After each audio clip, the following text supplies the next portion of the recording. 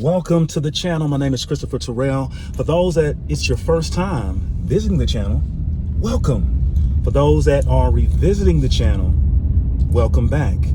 Now, I did mention within the morning commute talks earlier, pre-commuting to the gym, that I would share that experience post-gym. So this is what this specific video is entailing. And once again, commuting within Big Mama. I introduced Big Mama within the morning commute talks earlier to my minivan.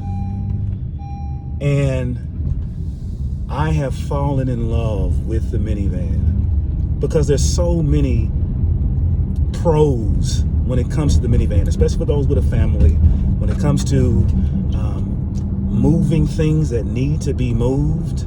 I really love my minivan, Big Mama.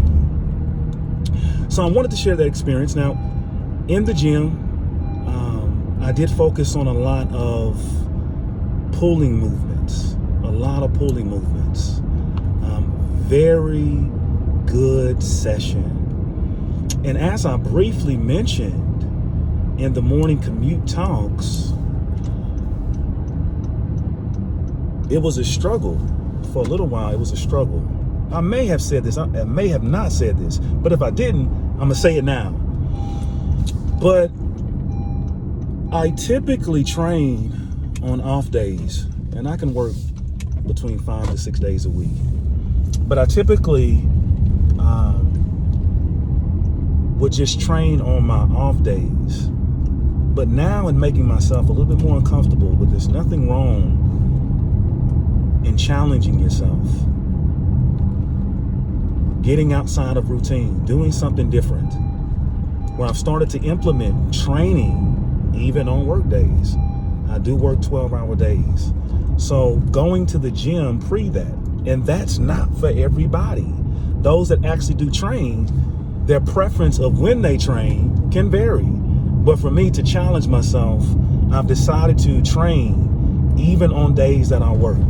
And I've noticed there's so much that I take is very beneficial in just kickstarting the day.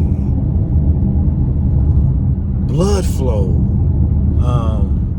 mental focus, proper preparation before even stepping inside of my place of occupation.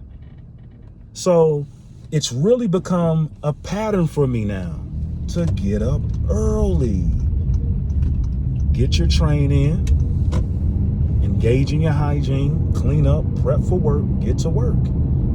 But I feel so good in doing that now.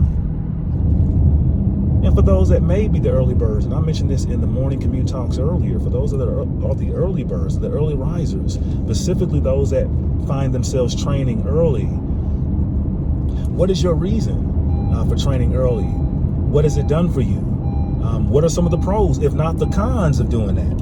And for those that want to engage within the comment section to what they're hearing within this specific video, please do that. I invite that because I want to get to better know or get acquainted with the audience, those that have taken time just to watch this content. Now, within the gym also did have a very interesting conversation with someone more advanced in years, a senior, an elder, and it was a very insightful conversation. And it did surround wellness, the gym, health, and it's always so very, for me, very beautiful to see, very motivating to see, very encouraging to see those that are more advanced in years than I am, who are in the gym, staying active, staying mobile, especially when they share their experience of what that's done for them. Now, with this conversation, it did entail adjustments he had to make in regards to some eating habits and the benefits he experienced after adjusting, making the proper adjustments on his body, on his health, 60 years of age, but looking good, mobile, active. That is so motivating to me. That if you want to do something, especially as it pertains to health, as it pertains to wellness, as it pertains to certain adjustments, it can be done. It can be done. It can be done because there's so many people that are actually doing it. And just to witness, to engage in conversation with someone that's actually doing it, even at my age, it was very motivating to see. Very motivating to see. So I wanted to share what I did say earlier. I would share in the previous video, the first installment of Morning Commute Talks. I wanted to share that with you guys, the experience within the gym, what that entailed, and a conversation that I did have with another individual, a fellow gym member, that was very insightful. And for you as the audience, when have you last challenged yourself?